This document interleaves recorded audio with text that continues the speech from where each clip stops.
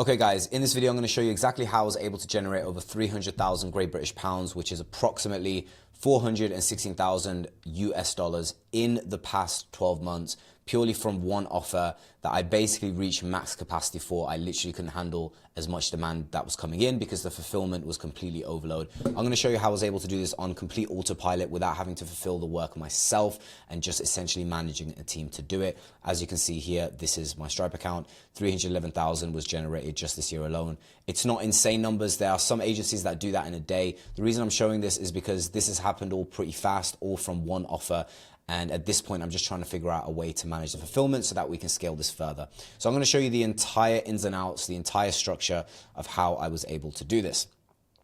So if you're watching this, I assume you're trying to achieve the same, regardless of what niche you're in, whether you're offering something like web development, software development, digital marketing, accounting, law. As long as it's a service that you can offer people and you're fairly good at it, then this system will work for you. So the first thing is you have to figure out what your offer is. In my case, with Upmatch, what we basically do, this is a screenshot from the website here, what we basically do is we support freelancers and agency owners and we help them get more clients.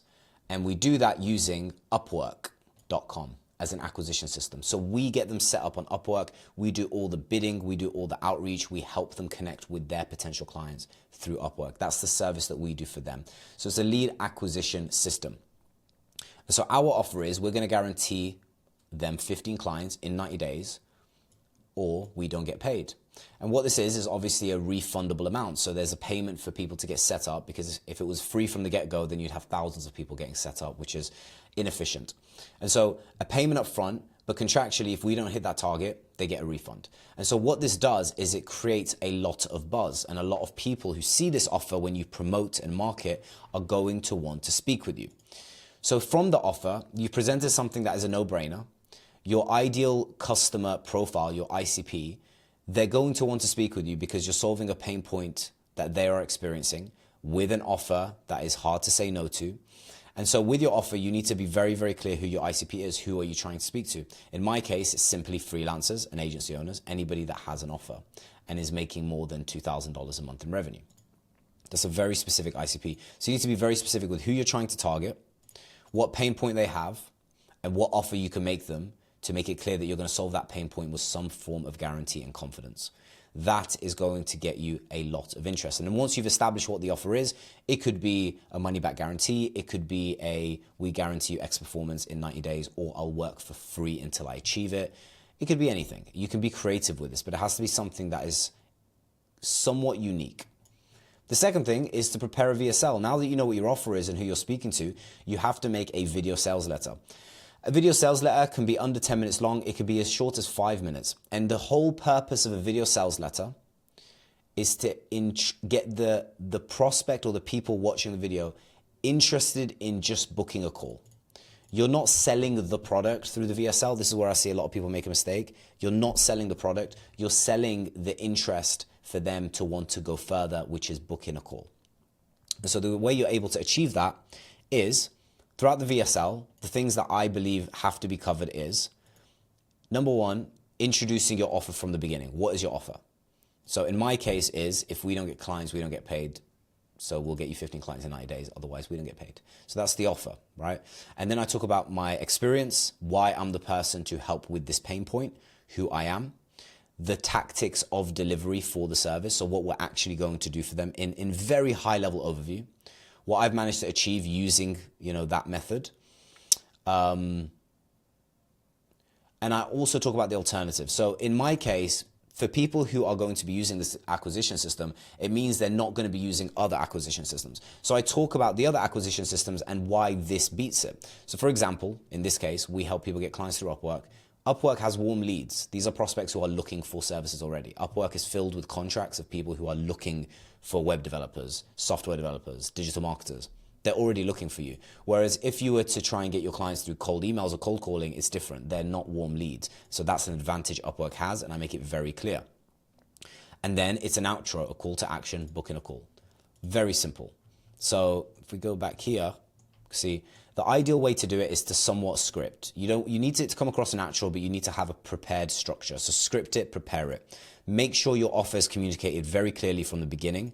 Utilize PowerPoint slides because it's just going to make it easier to digest, and make sure you have a good filming setup. This is key. I see people do VSLs where it's like their background is like there's clothes on the floor. It looks messy. You need to come across somewhat professional because you're trying to build a serious brand here if you're trying to take this seriously, and also the transfer of confidence. That's your camera presence.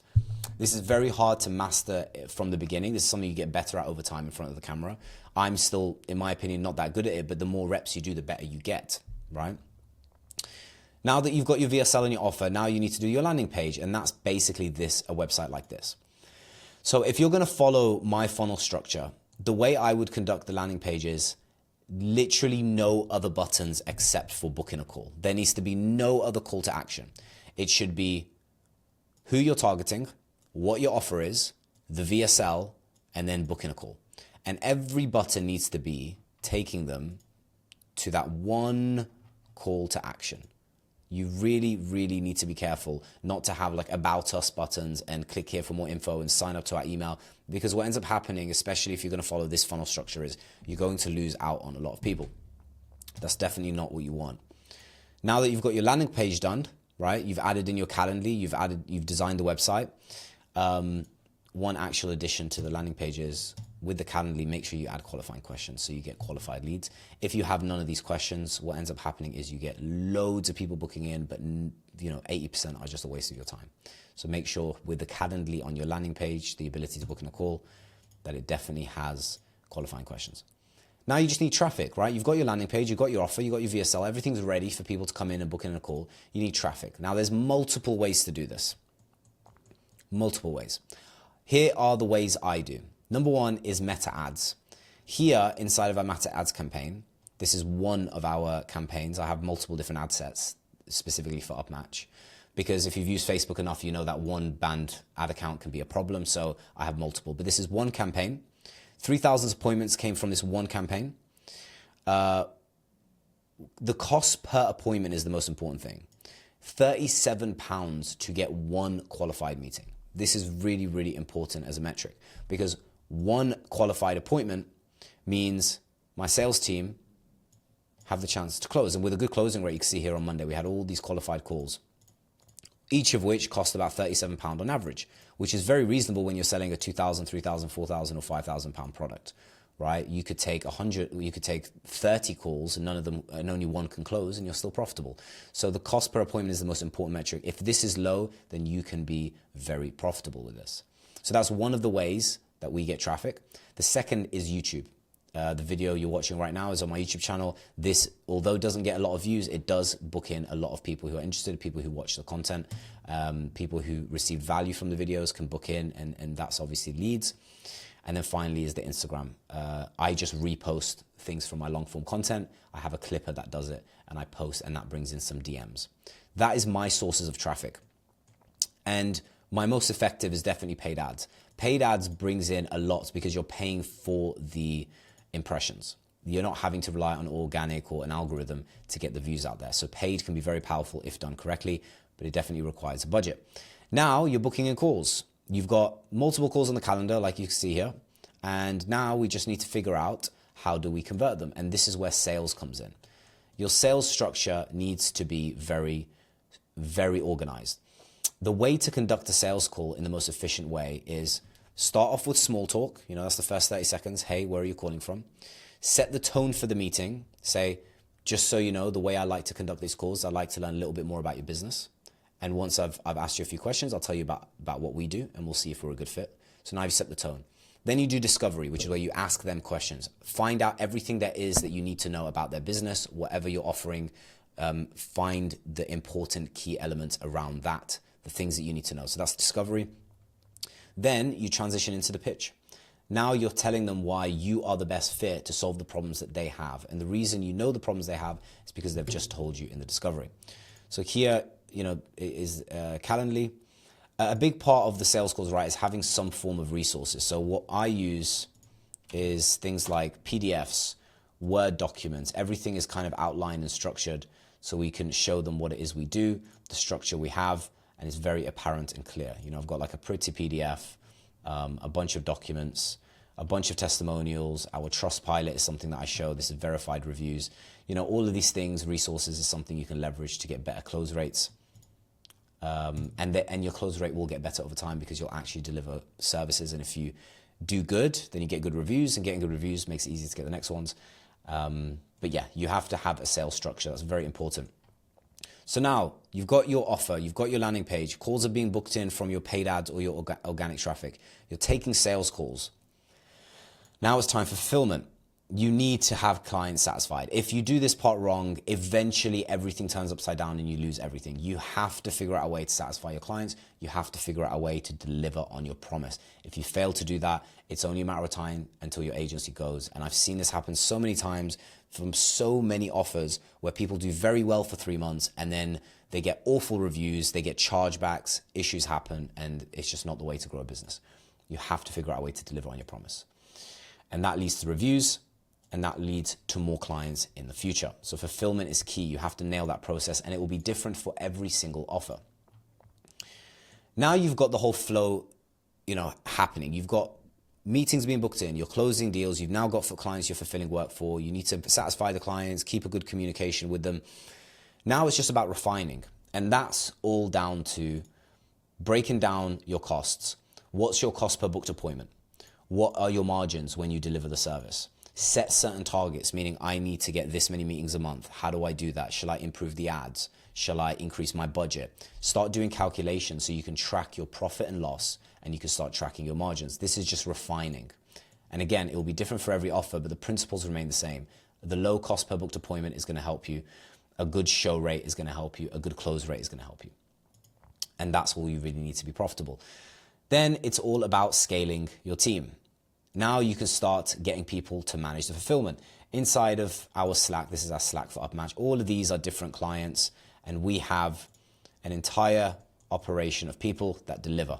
So I've got 13 bidders on the team, all managed by a manager of mine called Fawad, who is an absolute legend. I've worked with him since the beginning. He has 2 assistants, and we basically formulated an entire operation, and so the fulfillment is manageable at a much larger scale. Then it's about getting the sales team. This is the other side of the operation. I currently have 5 sales guys on the team. You have to do this if you want to save yourself time, because if you're taking all the sales calls, I assure you it's going to be an absolute nightmare dealing with anything else, because sales is very effortful and it's hard to balance that with fulfillment. And so if you want to scale, you have to find good sales guys. Getting a sales manager to train them is important. Getting the right one is important. I can tell you that from experience. And then getting setters and VAs. And what do setters and VAs do?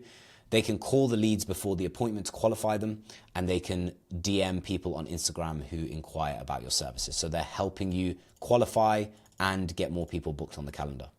And the final stage, now you've got the whole operation going, you've scaled it out, you've got a team, is the final level of optimization. And that's bringing your cost per booked appointment down, increasing your show rate, increasing your close rate, getting better leads. At this point, if you just focus on these 4, once you've built out all these 8 stages, these 9 are the final piece to maximize profitability. And so going into 2026 for myself, for my agency, I'm increasing things from the fulfillment side so we can handle substantially more. And I'm going to be able to reduce the cost per booked appointment because I'm opening up new lead acquisition channels. We're going to increase the show rate by the qualifying process, and we're going to increase the close rate by bringing on better quality sales guys. And all of that is basically what you need to be generating 300,000, 500,000, even $1 million a year if you do it right. With the correct offer, this is everything you need to really scale out your agency. So I hope this video helped, guys. If you have any questions, feel free to comment down below. I'll see you in the next one.